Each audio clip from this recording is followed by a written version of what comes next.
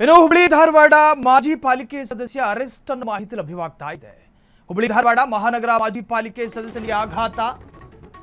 ಮಾಜಿ ಪಾಲಿಕೆ ಸದಸ್ಯನಿಗೆ ಶಾಕ್ ಎದುರಾಗಿದೆ. ಚೆಕ್ ಬೌನ್ಸ್ ಕೇಸ್ನಲ್ಲಿ ಮಾಜಿ ಪಾಲಿಕೆ ಸದಸ್ಯ ಅರೆಸ್ಟ್ ಆಗಿದ್ದಾರೆ.